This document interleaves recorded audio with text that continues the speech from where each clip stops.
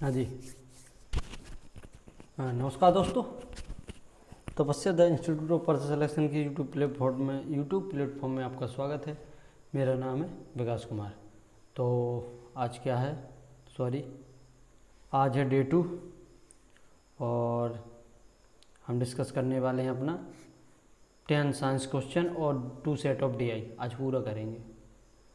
उस बार छोड़ दिया था हमने, चलो कोई बात नहीं। अब देखो क्या करना है, जल्दी से बढ़िया अच्छी तरीके से 10 साइंस के क्वेश्चन होंगे, 10 जे वाले साइंस के क्वेश्चन होंगे, 10 का ज़्यादा भी हो सकते, तो प्रॉपर डिस्कशन से होगा अच्छी तरीके से। तो क्या करना है आपको, जल्दी से वीडियो को लाइक कर दो और अपने दोस्तों में शेयर कर दो जिसके पास ये चीज़ें ना पहुंची हों। और जो लोग यहाँ आते हैं उन्हें तो मस्ट है ये देखना, क्योंकि ये उनकी एक क्लास का ही एक पार्ट है। तो चलो जी शुरू करें। हाँ जी, ज़्यादा समय बर्बाद ना करें। एक बार मुझे देखने दो चीज़ें सही दिख रही कि नहीं दिख रही। अब तो दिखनी चाहिए। 1 मिनट मुझे समय दो जरा, बस 1 मिनट का।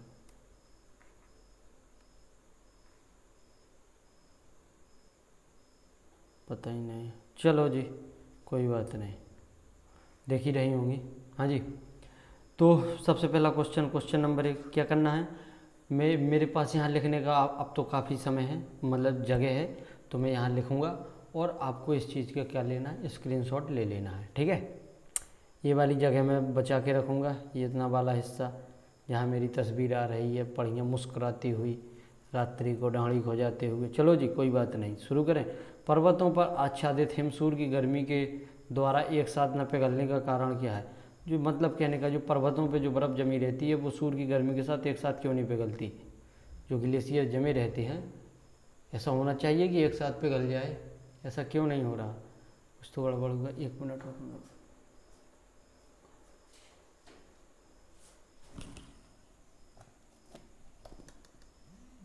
बस हो गया।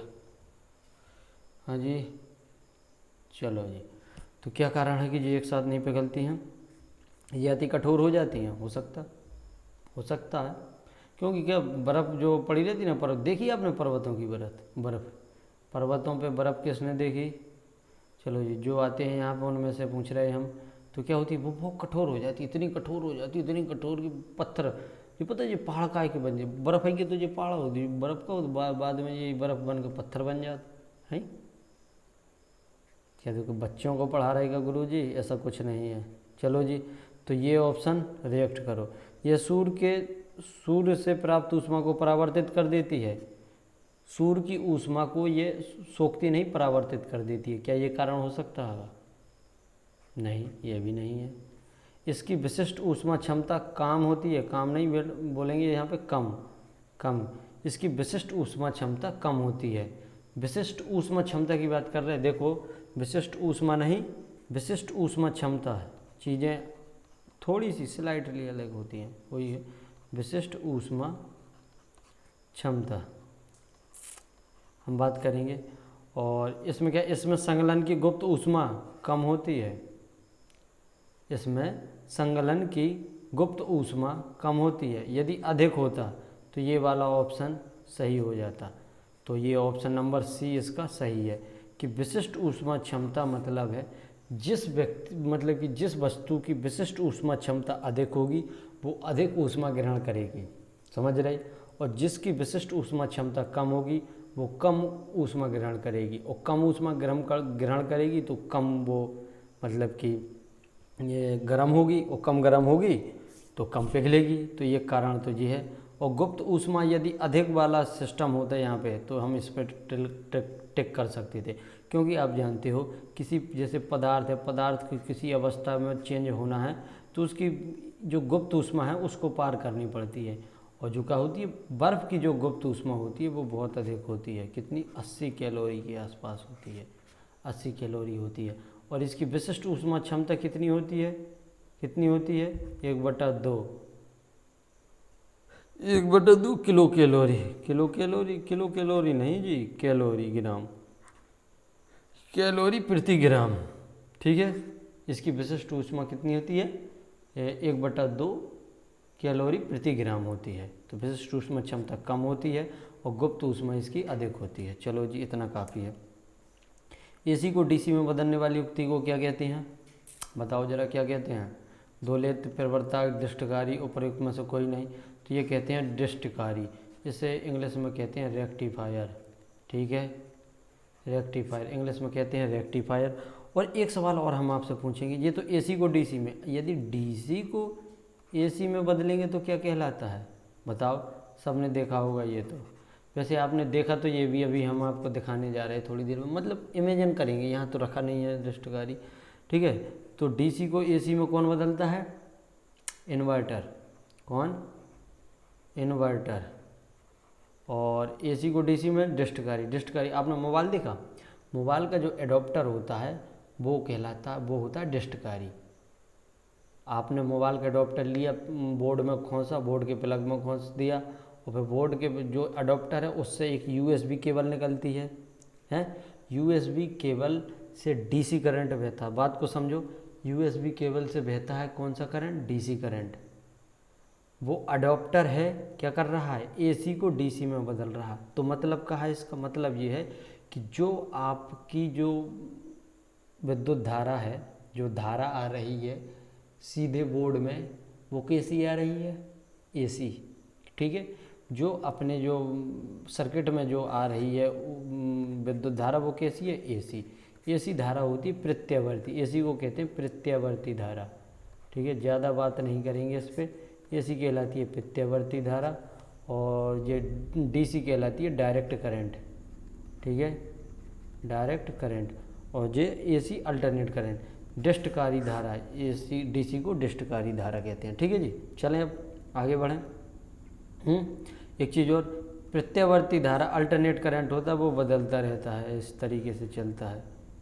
और जो आपकी डिस्टकारी धारा होती है वो स्यू ऐसे चलती है। ठीक है, चलो आगे बढ़ते हैं। निम्नांजित वस्तु का पता लगाने के लिए किस उपकरण का प्रयोग किया जाता है? तो बताओ, निम्नांजित वस्तु, ये अभी मुझे अभी पता चला कि निम्नांजित वस्तु क्या होती है। निम्नांजित वस्तु ये होती है कि समुद्र के तल में छिपी हुई वस्तु, कोई छिपी हुई या समुद्र के तल में डली हुई वस्तु, जैसे जहाज डूब गया, पनडुब्बी कोई तैर रही है, तो वो निम्नांजित वस्तु, जल के अंदर वाली वस्तु। तो उसके लिए किस यंत्र का प्रयोग करते हैं, किस उपकरण का प्रयोग करते हैं? हाइड्रोमीटर का। हैं, साउंड अच्छा कर रहा। हाइड्रोमीटर, पानी के अंदर की चीज़ है हाइड्रोमीटर। हाँ जी, क्वासर, ये क्या होता है? QUSER, क्वासर क्या होता है? ये तो ठीक है। सोनार का उपयोग करते हैं कि पल्सर का, ये वही पल्सर है, वही जो यहाँ से निकलती है बार बार जब हम कक्षा लेते हैं आपकी, धूम धूम मचाता रहते हैं, जो वही पल्सर है जी। ठीक है, उसको छोड़ो। इसका उत्तर होगा ऑप्शन नंबर सी, सोनार। क्या होगा? सोनार का फुल फॉर्म हम लिख रहे हैं साउंड नेविगेशन। हाँ जी, NEVIGATI, sound navigation and ranging. इसमें क्या होती है अभी हम आपको बताएंगे। हाइड्रोमीटर होता है वर्षा का मापी, वर्षा मापता है ये। रेन वाटर को मापता है क्या? हाइड्रोमीटर। समझ लो बात को। ये साउंड नेविगेशन सिस्टम क्या होता है? जैसे ये आपका समुद्र तल है, हाँ जी, समुद्र तल नहीं, समुद्र है, यहाँ पर आपका जहाज है, ठीक है, और यहाँ पर ये पानी भरा है, दुश्मन की पनडुब्बी है यहाँ पर। कहाँ पर? पनडुब्बी के अलावा और कुछ भी हो सकता है। यहाँ पर दुश्मन की पनडुब्बी है जी, ठीक है, इस टाइप से दुश्मन की पनडुब्बी है। तो यहाँ से हमने क्या, सोनार भेजी एक ठोर, वो इससे टकराई, एक ठोर नहीं भेजते तो हम बहुत सारी हैं, यहाँ से टकराई और ऐसे वापस गई। तो साउंड वेव भेजी हमने और ऐसे टकरा के वापस आई। तो हम ये टाइम ड्यूरेशन नोट कर लेते हैं कि गई और वापस आई, कहाँ तक गई, किस चीज़ से गई, कितनी दूरी तय की, कितने समय में वापस आई। तो इसके हिसाब से पता। और बहुत सारी किरणें भेजते हैं तो वो किरणें, बहुत सारी वेव भेजते हैं तो वो वेव उसका चित्र भी बना देती हैं। ठीक है जी, तो फिर पता चल जाता है कि भाई ये कितनी दूरी पर है, और यहाँ से हमने डाला एक टॉर्पीडो, वो भड़ाम उड़ गई। ठीक, इससे ज़रूरी नहीं कि हम पनडुब्बी भर का पता लगाएं, जैसे जो जहाज डूब जाते हैं उस चीज़ का भी पता लगा लेते हैं, और समुद्र तल में बहुत सी चीज़ें जो जमा रहती हैं उनके बारे में भी हम पता लगा देते हैं किसी से, सोनार से। चलो जी, बर्फ़ का टुकड़ा पानी के गिलास में तैर रहा है। यदि बर्फ़ का टुकड़ा पिघलता है तो पानी का स्तर में क्या होता है? वृद्धि होगी, कमी होगी, कोई परिवर्तन नहीं होगा, इनमें से कोई नहीं। देखो जरा, बर्फ़ का टुकड़ा पानी के गिलास में तैर रहा है, तो बताओ आप में से किस किस ने बर्फ़ का टुकड़ा तैराया है गिलास में? बताओ। हमें तो पता नहीं किस किस ने तैराया, बताना क्लास में आके जिसने बर्फ़ का टुकड़ा गिलास में तैराया हो। कोई तैराने वाले कुल भी हो जाएंगे, तो क्या हो सकता कि वृद्धि होगी। जो बर्फ़ का टुकड़ा है वो क्या है? बर्फ़ एक पानी ही तो होती है। समझने की कोशिश करो, बर्फ़ क्या होती है? पानी। अब वो गिलास में तैर रही है, जब वो पिघल जाएगी तो मतलब वो बर्फ़ क्या होगी? पूरी पानी बन जाएगी, तो क्या होगा? पानी का लेवल बढ़ जाएगा। हाँ जी, बढ़ जाएगा। बताओ कि कम हो जाएगा। जैसे बर्फ़ तैर रही है, बर्फ़ तैर रही है तो बर्फ़ क्या करे? पानी को सोख ले। हाँ जी, बर्फ़ क्या करे? पानी को सोख ले तो कम हो जाएगी, लेकिन बाद में उसे डिजॉल्व होना ही है। तो ये तो वैसी ऑब्जर्वेशन से हो जाएगा, कोई परिवर्तन नहीं होगा। ये वाला सही होगा कि इनमें से कोई नहीं? ये तो होगा नहीं। इनमें से बताओ, वृद्धि होगी कि कोई परिवर्तन नहीं होगा? हाँ जी, तो कोई वृद्धि तो होगी नहीं, सिर्फ परिवर्तन, कोई परिवर्तन नहीं होने वाला। क्योंकि कब वो बर्फ़ का एक पानी है और वो पानी का लेवल मेंटेन किए हुए जब वो तैर रही है, तो बर्फ़ जैसे कि जब पानी में तैर रही है तो उस समय वो अपने वजन का पानी ऊपर उठाए हुए है। पानी को जब वो तैरने का नियम भी तो पता होता ना, एक तो तैरने का नियम भी होता कि अपने वजन से बराबर का पानी का कहती है वो उठाती है। जब वो उतना उठा देगी और जब वो डिजॉल्व होगी, जब मतलब कि घुल जाएगी, तो पानी का लेवल मेंटेन रहने वाला है। ठीक है, तो कोई परिवर्तन नहीं होगा। आगे बढ़ें। निर्वात में ऊष्मा विकिरण का वेग क्या होता है? प्रकाश के बराबर, प्रकाश से कम, प्रकाश से अधिक, या ध्वनि के बराबर? किसके बराबर होता है? बताओ जरा। उससे पहले हम ऊष्मा के का कहते हैं कि विकिरण क्या होता है। जी देखो, ऊष्मा का संचालन जो होता है आपका 3 तरीके से होता है ऊष्मा का। जब तक आप ध्यान दो कि क्या है। पहला होता है कंडक्शन, तो बोले तो चालन। दूसरा होता है कन्वेंशन, बोले तो संवहन। और तीसरा होता है विकिरण। ठीक है, विकिरण। तो देखो, चालन होता है, ये ठोसों में अधिकतर होता है। आपने देखा होगा कि जो गर्म, जैसे देख, आप सब्जी बनाते हो, कढ़ाई होती, लौ कहाँ जलती है गैस की? वो तो नीचे तली में जलती है।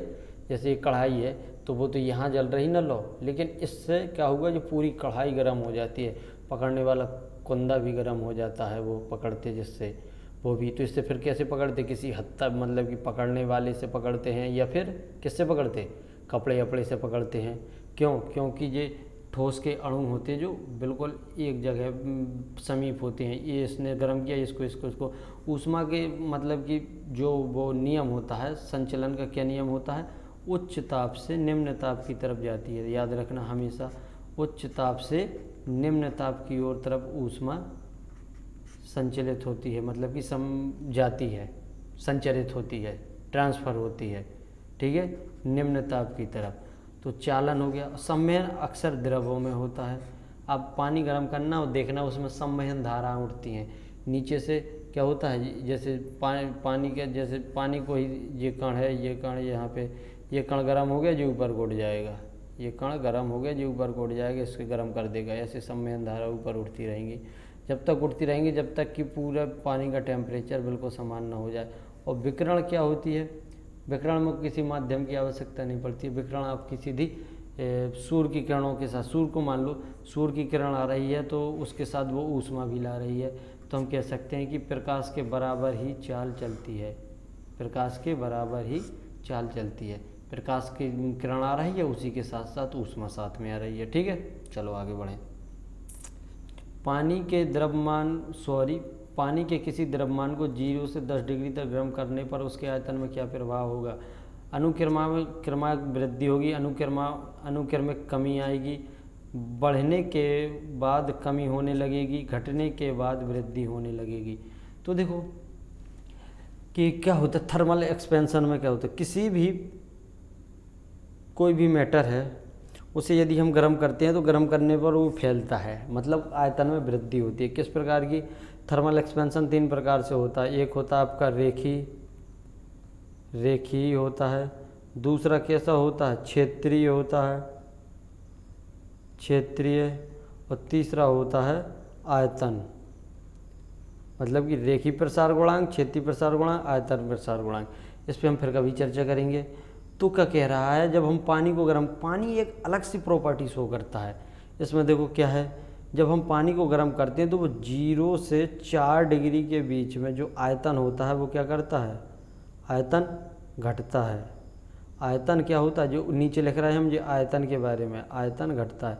फिर 4 डिग्री के बाद, 4 डिग्री के बियॉन्ड आयतन आपका बढ़ने लगता है। ठीक है, लेकिन जो घनत्व होता है, क्या, डेंसिटी, घनत्व, घनत्व क्या होता है, 0 से 4 डिग्री तक बढ़ता है। क्या करता है, बढ़ता है, और 4 डिग्री के बाद घटता है। तो सवाल दूसरा भी बन सकता है कि आयतन, पानी का आयतन मिनिमम कब होता है, तो वो 4 डिग्री सेल्सियस पर मिनिमम होता है। हाँ जी, समझ पा रहे। और घनत्व अधिकतम कब होता है, घनत्व, चलो कोई बात नहीं, गलत हो या सही हो, घनत्व डेंसिटी कितना, मतलब कि कितने पे अधिकतम होता है, तो 4 डिग्री पर घनत्व अधिकतम होता है और 4 डिग्री पर आयतन न्यूनतम होता है। तो पूछ क्या रहा है, 0 से 10 जा रहे, तो मतलब कि हम 4 से बियॉन्ड निकले जा रहे हैं, 4 को पार किए जा रहे हैं। तो यहाँ तक तो वो घट रहा था, यहाँ तक तो उसका आयतन घट रहा था, फिर यहाँ से उसका आयतन बढ़ना शुरू हो गया। तो 0 से 4 तक घटेगा फिर बढ़ना, तो मतलब घटने के बाद वृद्धि होने लगेगी। ऑप्शन नंबर डी आपका सही हो जाएगा। ठीक है, आगे बढ़ो। सूर्य में ऊर्जा का निरंतर सृजन किसके कारण होता है, नाभ की संलयन, नाभ की विखंडन, विघटन नाभिकता, कृत्रिम विघटन नाभिकता। तो इसका उत्तर तो है नाभ की संलयन। और नाभ की विखंडन और नाभ की संलयन को समझ लें। नाभ की संलयन क्या होता है, जैसे हाइड्रोजन परमाणु हैं, ये दोनों हाइड्रोजन परमाणु मिलकर एक हीलियम का परमाणु का निर्माण करते हैं। तो यह आपकी क्रिया कहलाती है नाभ की संलयन। ठीक है जी, इस टाइप की क्रिया आपकी नाभ की संलयन कहलाती है। जब 2 हाइड्रोजन परमाणु एक हीलियम परमाणु बनाते हैं मिलके, तो वो क्या कहलाती है, नाभ की संलयन। इसमें बहुत ये नाभिकीय संलयन, नाभ की संलयन, और इसमें बहुत भयंकर तरीके से ऊर्जा निकलती है। ठीक है, और सूर्य से जो ऊर्जा कितनी भयंकर तरीके से निकलती है, जो नाभ की संलयन का है। और विखंडन क्या होता है, विखंडन आपका ये होता है कि जैसे एक हीलियम परमाणु है वो हाइड्रोजन के परमाणु में टूट रहा, हाइड्रोजन नहीं, हम कह रहे किसी भी परमाणु में टूट रहा हो, हमें याद नहीं आ रहा है कि कौन से परमाणु में टूटता है। ठीक है, तो इस तरीके से ये परमाणु टूटते चले जाएं, तो ये क्रिया एक चेन रिएक्शन बन जाती है। क्या, ये आपका क्या है, नाभिकीय विखंडन। इसमें भी क्या कहते हैं कि बहुत अच्छी तरीके से डन, नाभिकीय विखंडन, बहुत ही भयंकर तरीके की इसमें भी ऊर्जा निकलती है। ठीक है, समझ गए, नाभ की संलयन, नाभ की विखंडन। किसी गैस को द्रव में बदलने के लिए सबसे सरल विधि कौन सी है, कम ताप और उच्च दाब, उच्च ताप कम दाब, कम ताप कम दाब, उच्च ताप उच्च दाब। ये तो होने वाला, कम ताप कम दाब ये भी नहीं होने वाला, उच्च ताप हो ये तो होने नहीं वाला। तो उच्च, कम ताप और उच्च दाब, तो क्या होने वाला है, ऑप्शन नंबर ए, ये आपका सही है। कौन सा, बोलो जी, ऑप्शन नंबर ए आपका इसका सही है। तो देखो हम इसे प्रैक्टिकली करके देखते हैं, थोड़ा इमेजिनेशन करके देखते हैं। ये तुमने एलपीजी को सिलेंडर देखो, हाँ जी बोलो, कह दो हाँ जी हमने एलपीजी को सिलेंडर देखा। तो एलपीजी के सिलेंडर में आपने देखा होगा जो गैस होती है वो कैसी होती, गैस है लेकिन वो लिक्विड फॉर्म में होती है। कभी उसे उठाना, यदि आप इतने उठाने में कैपेबल हो, फिर उसे ऐसे हला के देखना, छोटा वाला सिलेंडर होगा ना, छोटे वाले सिलेंडर को उठा के देखना, हला के देखना, तो वो एक इस टाइप से लगेगा कि जैसे क्या है, एक द्रव बोले तो पानी की तरह भरा हुआ है, पर वो वास्तव में गैस है। बस उस गैस को कंप्रेस किया, बहुत अधिक दाब लगा के हमने क्या किया है, उसे कंप्रेस कर दिया ताकि वो लिक्विड फॉर्म में आ गई।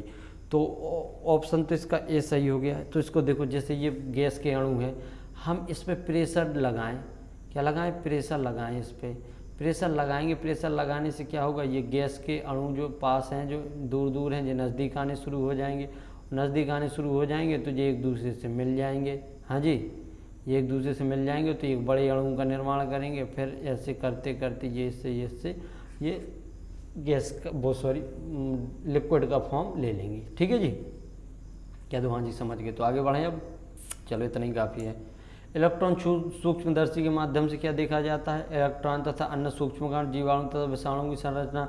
मानव आमाशय का भीतरी भाग कैसे देख लोगे? भीतरी भाग, मानव आँख का भीतरी भाग, ये क्या देख लोगे? तो अब इनमें से बताओ, इलेक्ट्रॉन तथा अन्य सूक्ष्मकण, जीवाणु तथा विषाणु की संरचना। हाँ जी बताओ। तो हम बताएं, ये तो होने नहीं वाला है। इलेक्ट्रॉन को आप देख लोगे इलेक्ट्रॉनिक सूक्ष्मदर्शी से? हाँ जी, असंभव। तो सिर्फ जीवाणु तथा विषाणु को ही देख पाते हैं। ठीक है जी, इलेक्ट्रॉनिक सूक्ष्मदर्शी से आप इलेक्ट्रॉन तथा अन्य सूक्ष्म कणों को नहीं देख सकते। इलेक्ट्रॉन, प्रोटॉन, न्यूट्रॉन, इनको नहीं देख सकते। समझ रहे बात में? हाँ जी। यदि वायु दाब के अंश बैरोमीटर की अचानक गिरने लग जाए तो इससे ये संकेत मिलता है कि मौसम। यदि वायु दाब का रीडिंग अचानक से गिर जाए तो क्या होगा? क्या होगा? चलो जी हम आपको बताते हैं, आप खुद बताएंगे इसका उत्तर।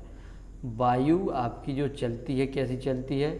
उच्च वायु, जिस तरीके से वो चलती ना, ऊष्मा उच्च ताप से निम्न ताप की तरफ से, ऐसी इसलिए उच्च वायु दाब से निम्न वायु दाब की ओर चलती है जी। किसमें?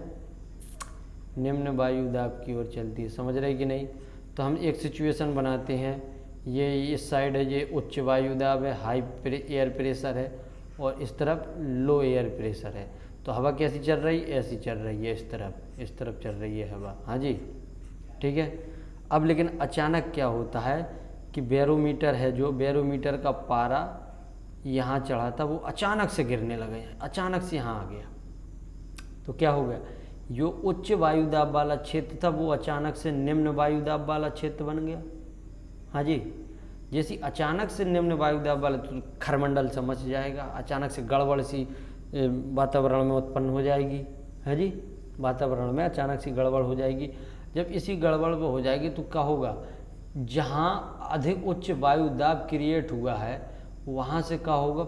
हवाएं तेजी की तरफ भागेंगी। निम्न वायु दाब जब अचानक से धीरे धीरे हो रही तो वो तो एडजस्ट हो जाता है, लेकिन अचानक से गिरा तो क्या होगा? यहाँ से चलेंगी भयंकर तेजी से हवाएं, ऐसे कि भाई चलो वो बुला रहे, हम भयंकर तरीके से भागेंगी। कहाँ? निम्न वायु दाब की तरफ। निम्न वायु दाब की तरफ भागेंगी तो फिर क्या होगा?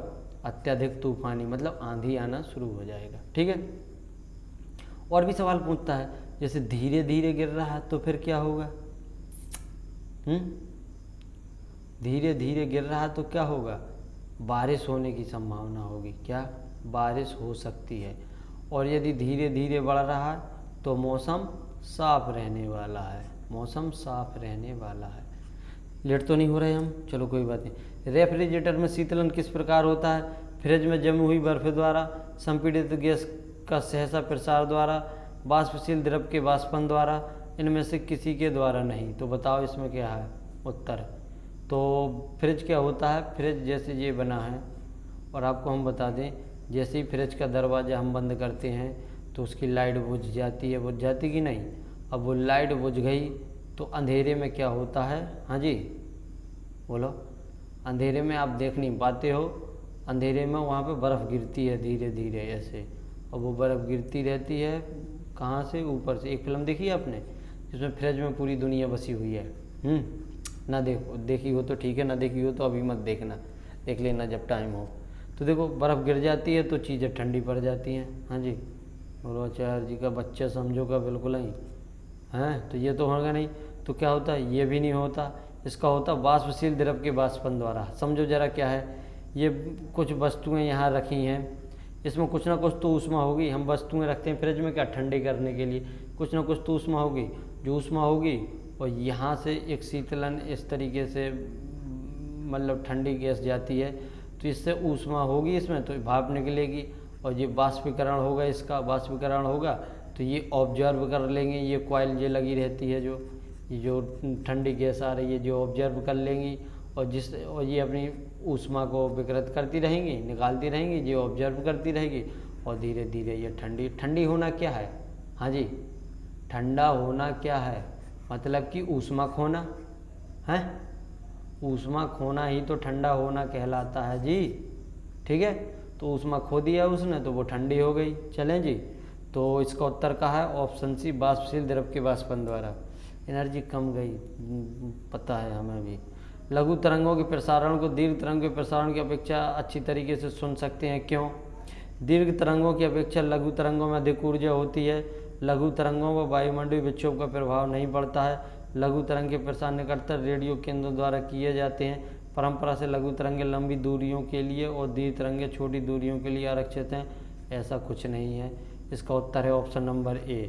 जो लघु तरंगें होती हैं उनकी ऊर्जा होती है भैया अधिक। लघु तरंगों की आवृत्ति अधिक तो ऊर्जा अधिक। जो दीर्घ तरंगें होती हैं उनकी क्या होती है, आवृत्ति कम होती है, तरंग दैर्घ्य ज़्यादा होती है। तो क्या है, समझ गए ये वाला? बस आगे बढ़ते हैं। लो, साइंस वाला सेगमेंट ख़त्म हो गया बढ़िया से, ये दिख रहा है। अब देखो हम डीआई पे आते हैं। सवाल देख के घबराना नहीं है, पहले हम डीआई समझेंगे। ठीक है जी, देखो क्या कह रहा है। निम्न लाइन ग्राफ को सावधानीपूर्वक अध्ययन करके उसके प्रश्नों का सही उत्तर दीजिए। दिया ग्राफ 2017 से 22 के आयात और निर्यात के अंतर का आंकड़ा बिलियन डॉलर में प्रदर्शित करता है, और जहां आयात निर्यात से अधिक है वहां आंकड़ा ऋणात्मक है। मतलब हम क्या कर रहे हैं, निर्यात अधिक कर रहे हैं। क्या कर रहे हैं, निर्यात माइनस आयात कर रहे हैं। तो यदि निर्यात अधिक है और आयात कम है तो ये आंकड़ा प्लस में आने वाला है। और यदि निर्यात माइनस आयात ही कर रहे हैं और लेकिन क्या है कि निर्यात आपका कम है और आयात ज़्यादा है तो ये आंकड़ा आपका नेगेटिव आने वाला है। समझे? चलो हाँ गुरुजी समझ गए क्या दो। अब देखो क्या कह रहा है, बिलियन डॉलर में इसका अंतर दिया गया है। ये 50 बिलियन डॉलर, 75 बिलियन डॉलर, ये 20 बिलियन डॉलर, ये माइनस के 35 बोले तो यहाँ आयात अधिक है, निर्यात कम है। ऐसी स्थिति अपने देश में तो है नहीं, पर हमने क्या किया कि सवालों में तो महसूस कर लें भाई ऐसी चीज़ें। और आज के लगभग 8 हम लोग तरक्की करेंगे, हम अपनी इकोनॉमी को देखो। एक्सपोर्ट इंपोर्ट चीज़ जो अलग होती है, ट्रेड डेफिसिट आता रहता है, होता रहता है। भारत बहुत ट्रेड डेफिसिट में रहता है, अक्सर उसे घाटा ही रहता है व्यापार में। एक सब सॉरी माफ करना अजी, माफ करना। एक समय आएगा कि हम लोग भी क्या होंगे, एक्सपोर्ट इकोनॉमी हो गए। आज के 8 से 10 साल बाद देखो जरा, बस आप लोग अच्छे से पढ़ाई करो।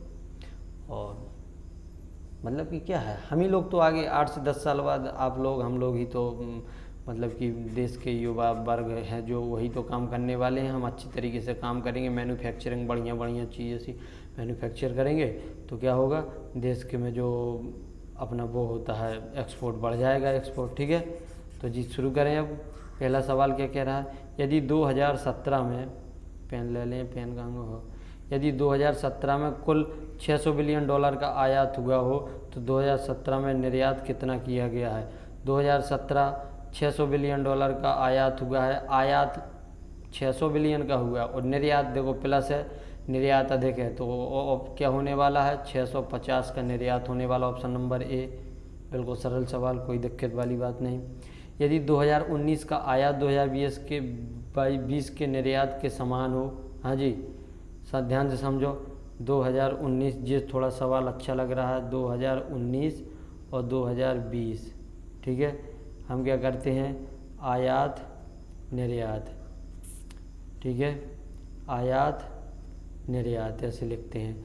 क्या कह रहा है, 2019 का आयात 2020 के निर्यात के समान हो। 2019 है जी, 19 का आयात हम मान लेते हैं x, तो ये भी x होगा, समान हो। तो 2019 के आयात का 2019 के आयात का 2020 के आयात से अनुपात ज्ञात करो।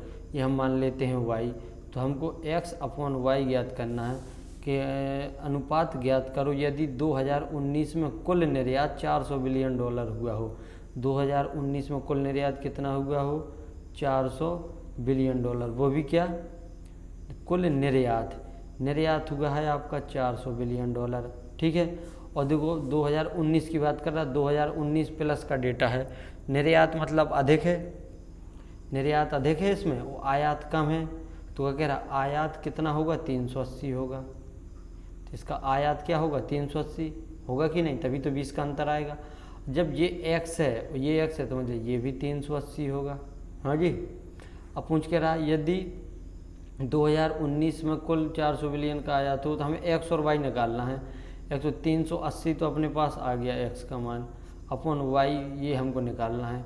तो देखो 2020 पे आओ, 2020 में -35 मतलब कि बोलो आयात अधिक है, निर्यात कम है, आयात अधिक है। तो 380 में 35 जोड़ेंगे कितना आने वाला है, 35 जोड़ के हम यहाँ लिखेंगे 514, तो 415/380, 5 से काटो कितनी बार, 5 सत्ते 35, 35 3 5 76 बटे कितनी बार जाएगा, 5 8 40 हैं और 5 3 15, 76/83। कोई नहीं दिख रहा, कोई नहीं दिख रहा, ऑप्शन गलत है ये, 76.83 आने वाला है। आप क्या करना एक बार फिर से चेक कर लेना, तरीका यही होगा, ठीक है। ज़्यादा टाइम नहीं लेंगे हम, काहे के लिए फिर आपका टाइम, तरीका यही है, ये देख लेना हमसे कहीं गलती तो नहीं हुई है। कभी ऐसा भी हो सकता है टाइपिंग मिस्टेक हो जाए। 2022 में आयात और निर्यात का अनुपात 5:4 है। 2022 कहाँ है, ये है 22, इसका निर्यात कितना है 5:4 का अनुपात है, ठीक है। काहे का, वो भी आयात और निर्यात का, ये आयात है और ये निर्यात है। हाँ जी, 5:4 है तथा 2021 का आयात 2022 के आयात से 20% कम है। 2021 का आयात 2022 के आयात से 20% कम है। अब 2021 में देखो ज़रा, ये आयात और ये निर्यात, ठीक है। यह कह रहा आयात 20% कम है, 2021 का आयात 2022 के आयात से 20% कम है। यदि ये यहाँ का आयात 5 है तो 20% का मतलब 1/5, मतलब 1 कम है, तो आयात ये 4 है। अभी हमें इसके बारे में कुछ नहीं पता, लेकिन हम इनके रेशियो से इसका रेशियो हमने निकाल लिया, ठीक है। अब क्या कह रहा है, जो 2018 के निर्यात से 25% अधिक है, जो 2018 के निर्यात से 25% अधिक है, तो 2018 का आयात बताइए। चलो जी, बिल्कुल बताएंगे हम, बिल्कुल बताएंगे, ध्यान से समझो, पहले हम इनको इरेज करें, ठीक है। याद रखना कि क्या कह रहे हैं, पहले इनको इरेज किया। अब देखो यहाँ पे आयात और निर्यात कितना है 5:4, इनका अंतर कितना है 1 का, जो 1 बराबर है 175 के। आयात और निर्यात को अंतर ही तो है, यहाँ पर आयात अधिक कर दिया है, यहाँ पे आप ऐसे कर लो, निर्यात और आयात का रेशियो करो, निर्यात, या फिर 4:5 कर लो, क्योंकि यहाँ पे आपको समझ में आ रहा कि निर्यात अधिक है, अपना निर्यात अधिक है ना। अभी तक क्वेश्चन में हम क्या करके आ रहे हैं, निर्यात माइनस आयात, निर्यात माइनस आयात बराबर पॉजिटिव मतलब प्लस। तो देखो ये प्लस है तो निर्यात अधिक होना चाहिए, लेकिन यहाँ पर आयात अधिक है, तो इस रेशियो को 4:5 कर लो। कितना, रेशियो को कर लो 4:5, इनका अंतर 1 का, जो 175 के बराबर है। हाँ जी, तो पूछ रहा है क्या, तो 2018 का आयात बताइए, 2018 का बताइए। देखो तथा 21 का आयात 22 के आयात का 20% कम है। तो देखो 22 के किसका, 22 के आयात का, 22 का आयात कितना है 4 गुणा 175, ये 22 का आयात। इससे क्या कह रहा है, 2021 का आयात 22 के आयात से 20% कम है। 20% कम का मतलब 5 की जगह 4, तो मतलब 4/5 है, ठीक है, तभी तो 20% कम होगा। अब देखो क्या कह रहा है, जो 2018 के निर्यात से 25% अधिक है, जो 2018 है उसके निर्यात से 25% कम है, मतलब क्या है 25% कम का मतलब, यदि ये 4 है तो ये 3 है, मतलब कितना 3/4 है 2018 वाले का। यदि हम ये सब निकाल लेंगे तो 2018 की चीज़ आ जाएगी जो चाहिए हमें। हाँ जी, कह दो हाँ हम समझ गए गुरुजी, हाँ नहीं समझे हैं। इसमें हम क्या कह रहे, ये वाला जो 2021 वाला है, जो 2018 से 25% का है, 25% अधिक है का है। चलो ये वाला 25% वाला भी हटाओ, ये हटाओ। अभी हम इतना निकाल लेंगे, क्या निकलेगा, ये क्या निकलेगा, ये निकलेगा 2021 का क्या निकलने वाला है, आया 2022 के तथा 2021 का 2022 के आयात से 20%। 2021 का आयात निकलने वाला है, ये निकल गया अपना। अभी हम गुणा नहीं कर रहे, सीधे लिख रहा हूँ 4 गुणा 175 गुणा 4/5 जी का आ गया 2021 का आयात है जी। अब फालतू की चीज़ें हम हटाएं, ज़रा फालतू की चीज़ें जी हटाएं हैं। अब समझने की कोशिश करना, क्या चाहते हैं हम, कहना क्या चाह रहे हैं। अब देखो, अब कह रहा जो 2018 की आयात से 25% कम है, ये 2021 का आयात है। यहाँ हम लिख रहे हैं 2018 की निर्यात से, जो 2018 का निर्यात है उसके बारे में लिख रहे हैं।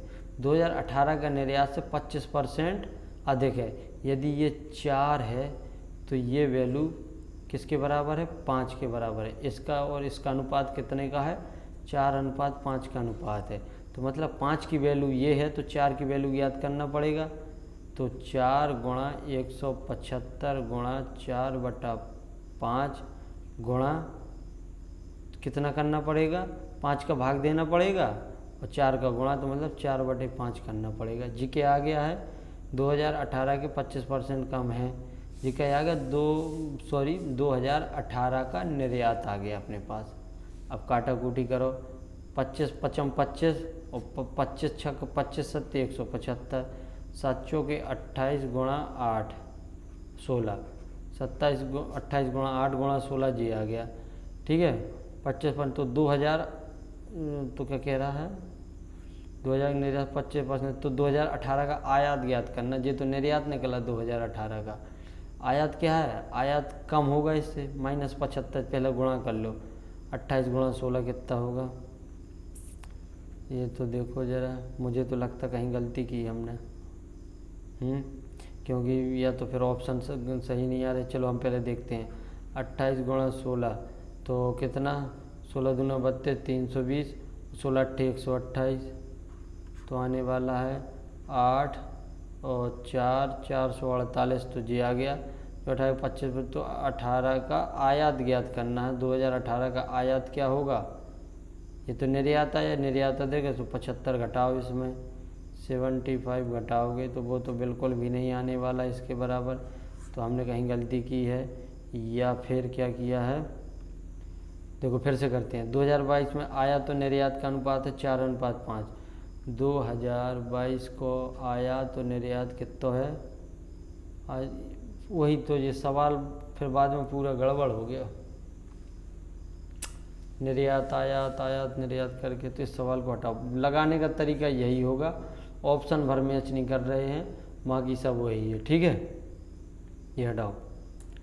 चौथा देखो, हो जाती कभी कभी सवाल बनाने में गलती, अब टाइप करने में तो गलती, वही जो बनाए हैं वही टाइप कर दिए, कुछ थोड़ा बहुत हेर फेर हो जाता है।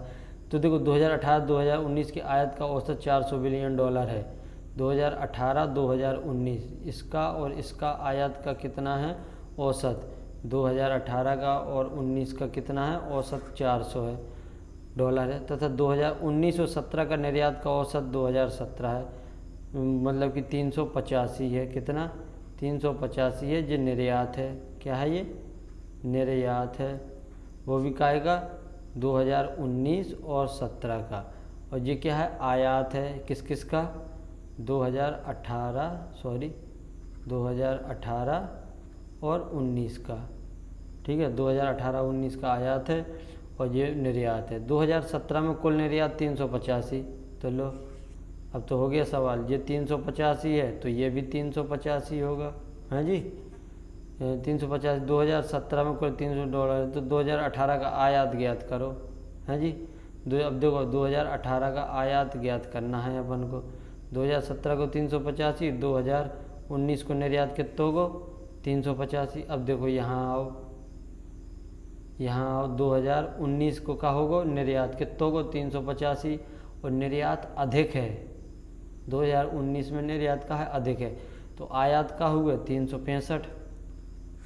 आयात हुए 2019 को 365, और क्या कह रहे, आयत को मतलब कि औसत कितना है 2018 और 2019 के आयत को औसत कितना है 400, तो मतलब कि योग कितना है 18-19 को 800।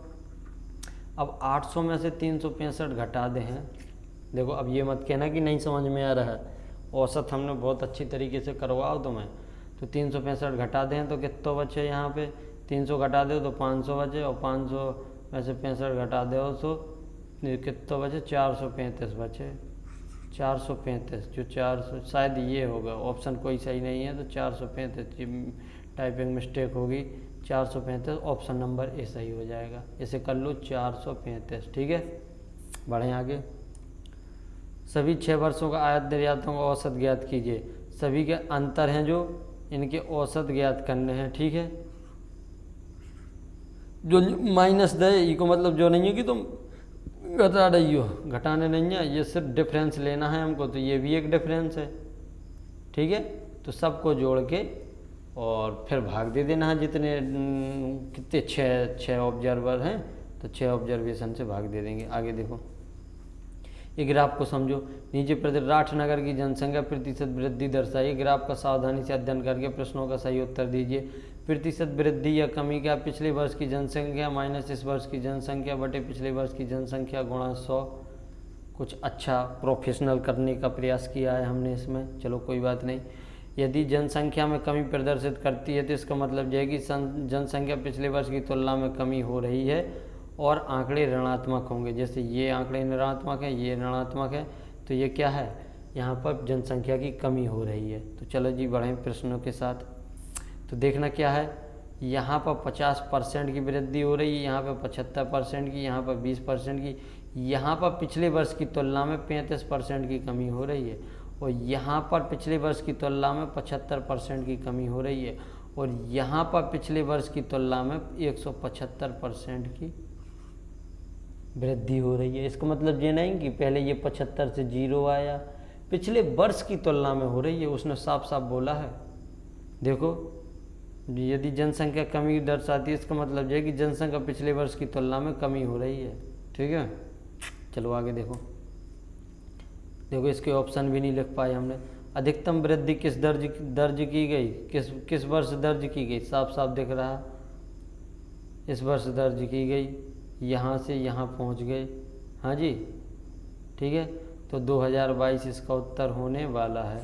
ठीक है, क्योंकि इसका बेस भी कम होगा, और क्या कहते हो, न्यूमरेटर ज़्यादा है ही। यदि 2018 में नगर की जनसंख्या 10,000 थी, 2022 में नगर की जनसंख्या कितनी थी। 2020 की जनसंख्या निकाल लिया, 2018 की 10,000 दी है, तो सक्सेसिव परसेंटेज चेंज है ये, तो 10,000 थी। ठीक है, कितनी बढ़ी, मतलब कि 10,000 कब थी, 2018 में, 2019 में कितनी 100, मतलब कि 20% बढ़ी, 100 से 120 बोली तो 6/5 हो गई। फिर का 35% कमी, 35% 7/20, मतलब कि 13/20 हो गई। हाँ जी, 13/20 हो गई। फिर क्या है, कब पूछा, 2020 ही तो पूछी। तो देखो, बीच 500, 2 जीरो काट दो, 13×6 78, तो 7800 जनसंख्या आपकी इसका उत्तर आने वाला है। कितना आने वाला है, 7800, मैच कर लेना। 2018 में वृद्धि हुई जनसंख्या में स्त्री और पुरुष का अनुपात 8:7 है। 2018 में जो वृद्धि हुई जनसंख्या कितना है, 8:7। ध्यान रहो, वृद्धि हुई जनसंख्या में मतलब कि 8:7 के अनुपात में बच्चे पैदा हुए हैं। किसमें, स्त्री और पुरुष, मतलब कि 8 यदि लड़कियां हुई हैं तो मतलब कि गर्ल हुई हैं, तो 7 बॉय हुए हैं। रेशियो की बात कर रहे हैं, बढ़ी हुई की बात कर रहे हैं। और 2017 में नगर की जनसंख्या 1000 थी, 10,000 थी, यहाँ पे जनसंख्या कितनी, 10,000 थी। तो 2018 में बढ़े हुए पुरुष की जनसंख्या कितनी है, तो देखो जरा क्या कहने का मतलब है। ये 10,000 थी तो बढ़े कितने, 75% बढ़ा, तो मतलब कि 7500, 10,000 का 75% 7500 होगा। अब ये 7500 के 7:8 में बांट दो, 8×7 15, 15×5 75, गुणा 500 ई तरफ और गुणा 500 ई तरफ। पूछ क्या रहा, तो बढ़े हुए पुरुषों की संख्या, स्त्री और पुरुष दिए गए थे 8:7, मतलब कि ऐसे कंफ्यूज हो जाओगे तुम। चलो 8:7 से करें, ठीक है। 8:7, मतलब स्त्रियां 8 पुरुष 7, तो 8 7 15 पना 75, मतलब कि गुणा 500, इसमें भी गुणा 500 करेंगे तो अपने रिक्वायर्ड नंबर आ जाएगा। तो 2018 में बढ़े हुए पुरुषों की जनसंख्या कितनी है? 2018 में पुरुष जी हैं 7 पना 3500 लोग बढ़े हैं पुरुष, इसका उत्तर ये है। आगे देखो, 2018 में महिला और पुरुषों का अनुपात 11:9 था। कितना था? 11:9 था। तथा अगले वर्ष महिलाओं की संख्या में इतने प्रतिशत की वृद्धि हुई हो तो पुरुषों की संख्या में कितने प्रतिशत की वृद्धि हुई है? महिला और पुरुषों का अनुपात कितना है? महिला का पुरुषों से अनुपात भी ज्ञात करना है। तो देखो 2018 में इतना था, ठीक है, हम यहाँ लिखते हैं। इस टाइप का क्वेश्चन हमने आज क्लास में आपको बताया। तो अगले वर्ष मतलब 2019 की बात कर रही हैं। तो क्या कह रहा है? महिला और पुरुषों का फीमेल टू मेल 11:9 का रेशियो है। मतलब क्या है? कुल कितनी जनसंख्या है? 20 जनसंख्या है। महिला और पुरुष मिल के 20 बनाते हैं। तो क्या कह रहा है? अगले वर्ष क्या है? 18 से 19 में 20% की वृद्धि हुई। ठीक है, 20% की वृद्धि हुई, मतलब कि कितने की वृद्धि हुई? 20 पे 4 की वृद्धि हुई। हाँ जी, कहाँ पहुँच गए हम?